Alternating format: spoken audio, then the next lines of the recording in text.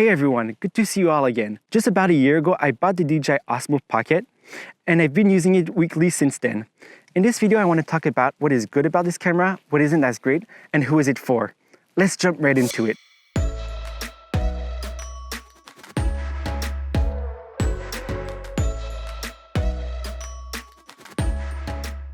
For those who don't know me yet, I'm like Bellemare-Alford, a young photographer and filmmaker on the journey to become better at this art. If you want to learn more about the DJI Osmo Pocket, be sure to subscribe right below because I'm going to be going more in depth in the next video about this camera. Now let's go back inside because it's becoming pretty cold and the wind is coming up.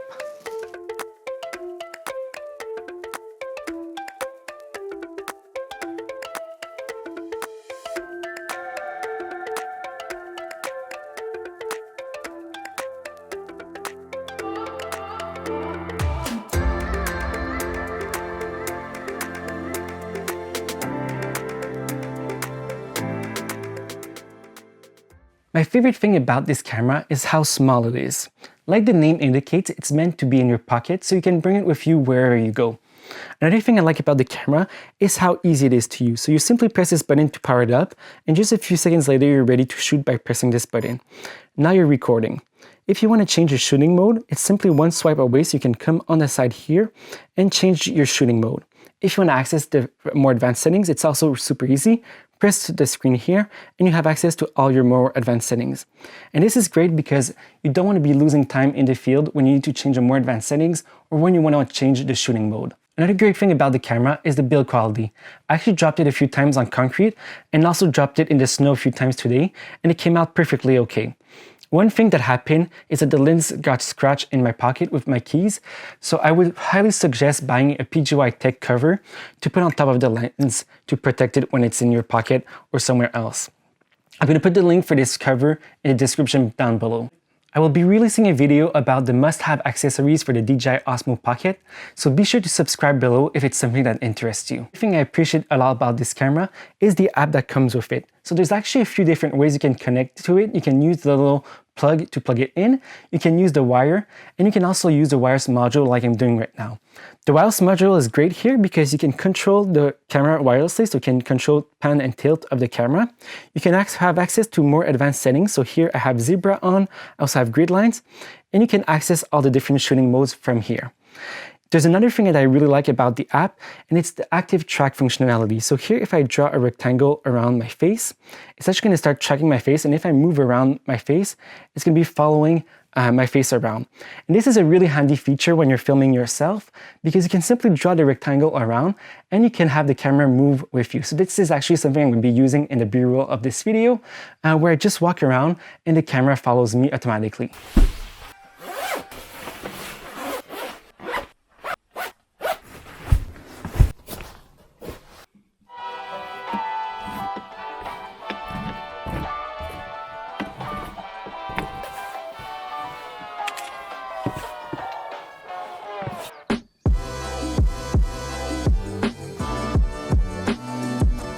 This is what the front-facing camera looks like. It actually has really great face tracking, so it follows my face even if I turn around the camera. And if I want a little bit bigger field of view, because some people say it's a little bit too close, I simply just use a small little jobby tripod to make the field of view a little bit wider. Let's start by talking about audio a little bit. So you're hearing right now the onboard microphone of the camera, which is pretty decent if you're close to the camera. So I'm about 2 feet away right now. But if I move back a few feet, you probably won't even hear the audio from the onboard microphone anymore. So this is why I decided to buy a lavalier microphone, because it just has a way better audio.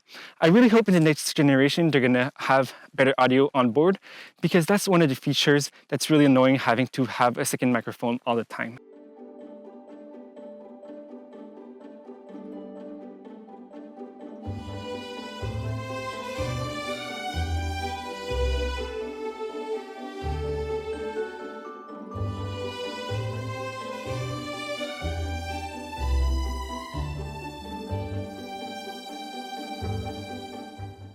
Overall, I'm really pleased with the images I'm getting out of this camera.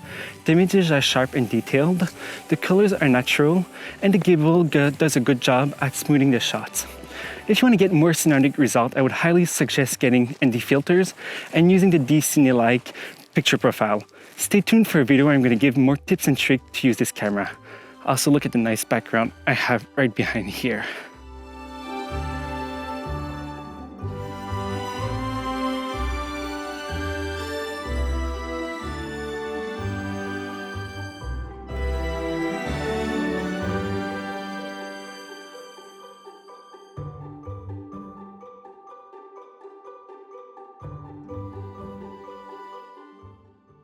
On the flip side, the camera is packed with features.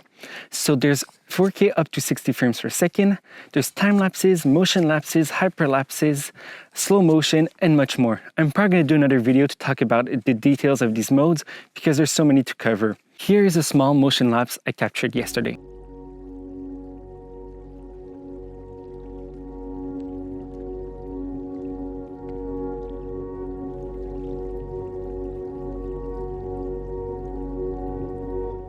Slow motion is actually the worst picture quality. I don't know if you notice it in the B-roll of this video, but it's actually only 1080p, which I don't really mind. But there's a 1.4 or 1.6 crop, which makes the image a lot softer and also reveals a lot more noise, which for sure isn't great. But it's still a pretty cool effect, so I still use it quite a lot in the videos. Now let's go down the slope.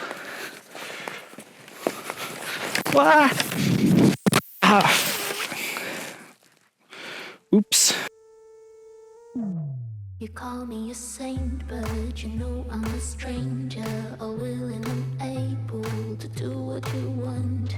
You think I'm a thinker, but I'm just a singer, all busy and pretty, just making believe. Boy, I'm falling, I'm falling, I'm falling, I'm falling, I'm falling. Down to obscurity. My biggest complaint about this camera is actually the autofocus system. It works perfectly fine when you're in autofocus mode and you get this nice blurry background, which is great when you're vlogging. But when you're in the other modes, sometimes it doesn't work as well. So for example, last week I went skiing and I got this shot that's totally blurry. I cannot use it at all. But when I went back inside and waited for the camera to heat up, it actually worked perfectly fine afterwards. So I realized that the camera is probably just not good for the Canadian winter because whenever it gets cold, the camera just stops working totally, which is kind of a problem for me here in Canada.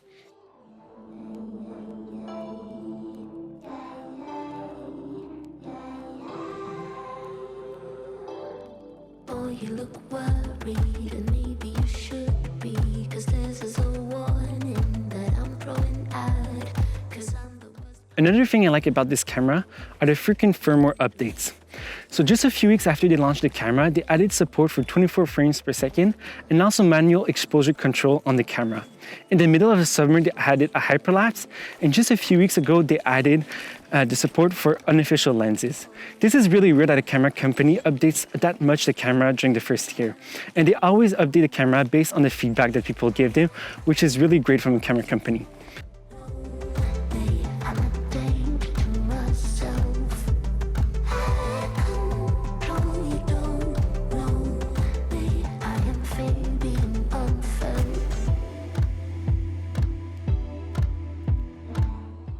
Another thing I realized last year is that if you want to use a camera to the full potential, you actually need to buy accessories.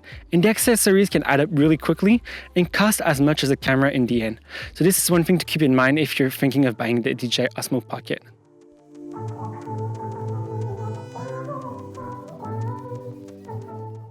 Now let's go back inside before the sun goes away and talk about who this camera is for.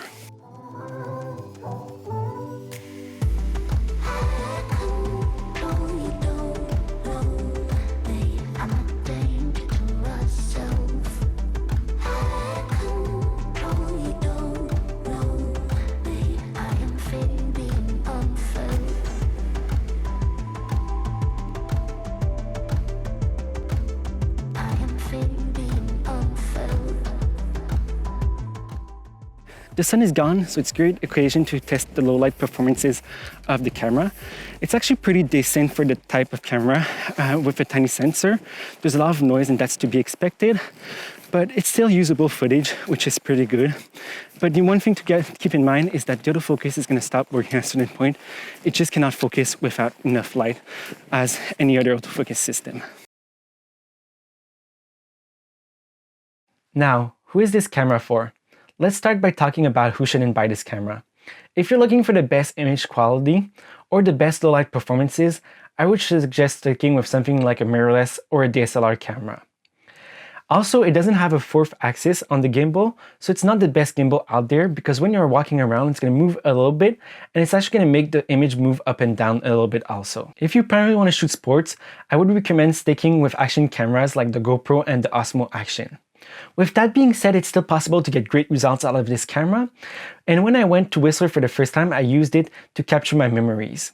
If you want to see that video, it's going to be linked right here, and I highly suggest watching it because it gives a good idea what the image looks like straight off the camera.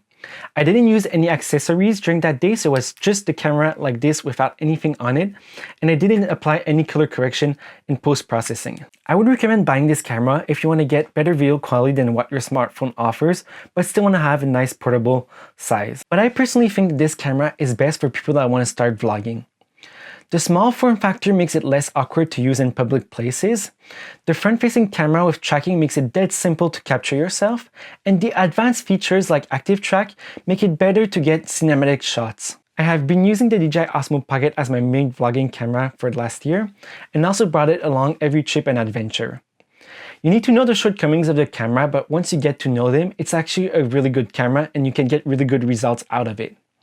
I would highly recommend this camera if you're starting a vlog or if you want to get better B-roll content. I hope this video was useful to understand what's good and what isn't with the DJI Osmo Pocket. I really like this little camera because it's so powerful in such a small little format, and I bring it with me on every shoot these days. If you own one, please let me know what you like about it in the comments below. And if you don't, let me know if you have any questions you want me to answer in the next videos. I will be posting more videos about this little camera in the coming weeks, so be sure to subscribe if you want to be notified when they come out. Also, as usual, leave a like if you like this video, and see you in the next one. Bye-bye.